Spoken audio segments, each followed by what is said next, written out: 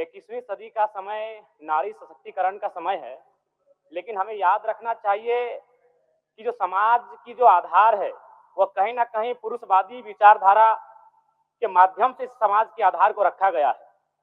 महोदय, हमने 8वीं कक्षा में ही पढ़ा था लिंग निर्धारण के बारे में, जिसमें एक्स गुणसूत्र एक स्त्री के पास होता है और वाई गुणसूत्र एक पुरुष के पास होता है। और जब एक पुरुष का एक्स गुणसूत्र स्त्री के एक्स गुणसूत्र से मेल खाता है तो एक बेटी का जन्म होता है, और जब पुरुष का वाई गुणसूत्र एक स्त्री के एक्स गुणसूत्र से मेल करता है तो एक बेटा का जन्म होता है। यानी विज्ञान कहती है कि बेटा या बेटी अगर जन्म होगा तो स्त्री पे निर्भर नहीं करता है, वो पुरुष के गुणसूत्र पे निर्भर करता है। लेकिन उसके बाद भी हमारे समाज में अगर किसी महिला को 2 बेटी, 3 बेटी, 4 बेटी हो जाए तो उसे लोग अपनी दूसरी शादी तक कर लेते हैं और उस महिला को सामाजिक स्तर पर प्रताड़ित होना पड़ता है। अध्यक्ष महोदय, इस समाज में और एक कहावत प्रचलन है, एक स्त्री अगर अपने पति से पूर्व अगर मृत्यु को प्राप्त हो जाए तो उसे सुहागन कहते हैं, और पति के बाद अगर मृत्यु को प्राप्त हो तो उसे अभागन कहते हैं। महोदय, इसी सदन में 81 सदस्य बैठे हैं, शायद मुझे लगता है मुझे छोड़कर बाकी सभी लोग विवाहित हैं। अगर आप जांच करें तो आपको 80 के 80 सदस्यों में पता चलेगा कि पुरुष की आयु ज्यादा है और स्त्री की आयु कम है। लेकिन समाज की सोच क्या है कि एक तो आपको कम आयु में विवाह भी करेंगे और हमसे पहले स्वर्ग सिधारना होगा, तब आपको भाग्यशाली और सुहागन करेंगे। क्योंकि समाज की जो आधार है, संरचना है, वह पितृ प्रधान है, पुरुष प्रधान है। इसलिए अध्यक्ष महोदय, मेरा मानना है आज हमारे पास 81 एमएलए में 25 वर्ष हो चुके हैं। कितने एमएलए आए हैं महिलाओं के रूप में? मात्र 12। आज हमारे पास 12 मिनिस्टर हैं। कितनी महिलाएं हैं? 2। यानी महिलाएं 1/4 तक नहीं आ पाई हैं और हम आधी आबादी की बात करते हैं। इसीलिए मैं सरकार को सुझाव देना चाहूंगा, फिलहाल वर्तमान में इस राज्य की तमाम नियुक्तियों में महिलाओं के लिए 33% आरक्षण की व्यवस्था की जाए। अध्यक्ष महोदय, मैं आगे बढ़ना चाहूंगा। अनुसूचित जनजाति, हमने इतिहास में पढ़ा है कि कई सभ्यताएं, महान सभ्यताएं, विशाल सभ्यताएं आक्रमण से ध्वस्त हो गईं, और आज झारखंड की स्थिति ऐसी है, आदिवासी सभ्यताएं अतिक्रमण से ध्वस्त हो रही हैं। उसका जीता जागता उदाहरण है सोनो मुंडा की हत्या। कुछ वर्षों पूर्व बोकारो में भी सुरेश सोरेन की हत्या हुई थी जमीन विवाद के मामले में। अतिक्रमण, आक्रमण से सभ्यताओं का अंत हुआ था, आज आदिवासी समाज अतिक्रमण से विनाश की ओर बढ़ रहा है। अध्यक्ष महोदय, इसलिए मैं आग्रह करता हूं, आदिवासी को, अनुसूचित जनजाति को दान से बेहतर होगा उनकी भाषा, हासा और सरना धर्म कोड का संरक्षण किया जाए। अध्यक्ष महोदय, ओबीसी की जब बात आती है तो राज्य की आबादी की बात आती है। माननीय सदस्य, समय समाप्त हुआ। 1 मिनट, ओबीसी पे बात थोड़ा किया जाए। ओबीसी महोदय, ओबीसी इस राज्य की सबसे बड़ी आबादी है, लेकिन दुर्भाग्य की बात है उस आबादी को 14% आरक्षण इस राज्य में दिया जाता है।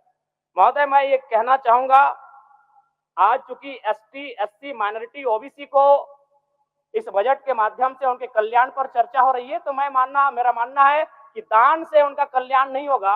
अगर उन्हें देना हो तो दान नहीं, उनका हक मिले। और सरकार ने भी कहा था 30 करोड़ का जो संवेदक है, टेंडर है, तो मैं कहता हूं 30 नहीं 50 करोड़ तक का tender ST, SC, minority, OBC आरक्षण के साथ दिया जाए, तभी एससी, एसटी, ओबीसी और माइनॉरिटी का कल्याण हो पाएगा वास्तव में। अध्यक्ष महोदय, मैं ये सरकार से मांग करता हूं। धन्यवाद अध्यक्ष महोदय। माननीय सदस्य मोहम्मद तजुद्दीन।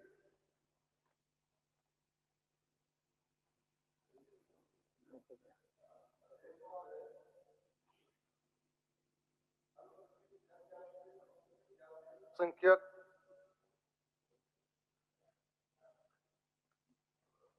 अल्पसंख्यक पिछड़ा एवं कल्याण तथा महिला बाल विकास एवं सामाजिक सुरक्षा के बजटीय प्रावधान के पक्ष में बोलने का महत्वपूर्ण समय देने के लिए माननीय अध्यक्ष महोदय, आपका स्नेह पाते हुए आपको धन्यवाद देना चाहूंगा। यह वर्ग झारखंड के सामाजिक संरचना का एक बड़ा वर्ग है और सभी वर्गों की आबादी का प्रतिशत जोड़ दूं तो एससी, एसटी, माइनॉरिटी का ही झारखंड की आबादी में 58% का जुड़ाव रखती है। इसमें पिछड़ा एवं महिलाओं को भी जोड़ दिया जाए समाज का एक व्यापक वर्ग आच्छादित होता है। इस विषय पर मुझे बोलने का अवसर प्राप्त हुआ है। इसके लिए महोदय आप मुझे कितना समय आवंटित करते हैं यह तो आपका क्षेत्राधिकार है। पहली बार आवंटित समय के साथ बोलने के लिए व्यवस्था पर हूं, इसलिए आपका संरक्षण भी चाहूंगा। बोलिए, चलिए बोलिए। झारखंड राज्य की आधी आबादी यानी महिलाएं एवं राज्य का भविष्य यानी बच्चे, इस वर्ग के विषय में वर्तमान सरकार की पहल और उनके समक्ष चुनौतियों से निपटने के लिए वित्तीय वर्ष 2025-26 हेतु अबुआ सरकार ने 22,023 करोड़ 33,85,000 का बजट प्रावधान की है। समानता, स्वावलंबिता और सामाजिक सरोकार को केंद्र में रखते हुए महिलाओं के हर वर्ग को, चाहे वो मैया हो या वृद्ध, बेसहारा हो या विधवा, वर्तमान सरकार किसी न किसी रूप में उन्हें जन कल्याण से जोड़ना चाहती है। यह सरकार की स्पष्ट नीति है जो दृढ़ संकल्प के साथ सभी की सरकार सभी के अधिकार को लक्ष्य बनाकर अबुआ बजट पेश किया गया है। बालिकाओं और किशोरियों को शिक्षा की तरफ प्रेरित करने के लिए कन्या भ्रूण हत्या, बाल विवाह जैसी कुप्रथाओं पर रोक लगाने के लिए सावित्रीबाई फुले किशोरी समृद्धि योजना की संचालित कर रही है। वहीं राज्य की मैयाओं को मजबूत करने और उन्हें स्वायत्त और मजबूत मनोबल के साथ हर परिस्थितियों में सशक्त बनाने के लिए मुख्यमंत्री मैया सम्मान योजना को चलाकर देश के अंदर एक नजीर पेश कर रही है, जिसे अन्य राज्यों में भी विपक्ष लागू कराने को आतुर है। जैसे कि आपको भी महोदय जानकारी प्राप्त हुई होगी कि दिल्ली में बीजेपी अपनी सरकार बनाते ही महिला दिवस 8 मार्च 2025 को महिला समृद्धि योजना शुरू किया, जो लोग झारखंड के अबुआ सरकार के द्वारा चलाई गई मैया सम्मान योजना को पानी पी पी कर कोस रही थी। अब विपक्ष दूसरे राज्यों में लागू कर कहीं ना कहीं वर्तमान सरकार की पीठ थपथपाने का काम कर रही है। इसके लिए मैं उनका भी शुक्रगुजार रहूंगा। माननीय अध्यक्ष महोदय, इस सदन में पूरे इख्तियार के साथ कहना चाहता हूं कि 40 लाख से अधिक महिलाओं को सम्मान और 34 लाख लोगों को सर्वजन पेंशन देने की सोच हमारे देश के एकमात्र युवा आदिवासी मुख्यमंत्री का झारखंड के सामाजिक और आर्थिक आवश्यकताओं पर व्यापक दृष्टिकोण का व्यापक परिणाम है। हमारे वरिष्ठ मंत्री वित्त विभाग श्री राधा कृष्ण किशोर भी धन्यवाद के पात्र हैं, जिन्होंने इस सोच को बजटीय प्रावधान में तब्दील किया है। वर्ष 2025-26 के लिए 1,45,400 करोड़ के प्रावधान बजट में लगभग 63,000 करोड़ रुपए सामाजिक क्षेत्र के लिए ही खर्च करने के लिए प्रस्तावित है, जो इस बात को इंगित करती हैं ये सरकार समाज के हर व्यक्ति के प्रति अपनी संवेदना रखती है। हमारे पास एक ही इंजन है, पर हर डब्बों की यात्रियों की खुशहाली का ध्यान रखा जाता है, क्योंकि सरकार का लक्ष्य सामाजिक सरोकार के माध्यम से लोकतंत्र को मजबूत करना है। अबुआ सरकार में झारखंड की अर्थव्यवस्था को 2030 तक 10 ट्रिलियन की अर्थव्यवस्था करने का लक्ष्य रखा है। देश की 40% खनिज भंडार इसी राज्य में स्थित है। यहाँ विभिन्न असीमता भाषा संस्कृति के लोग निवास करते हैं।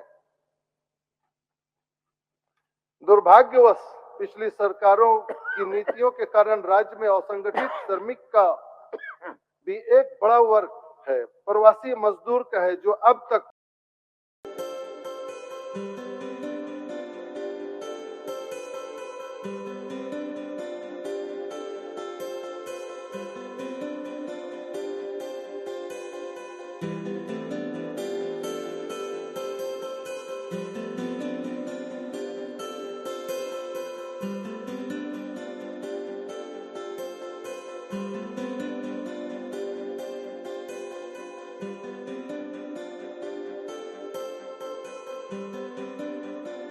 You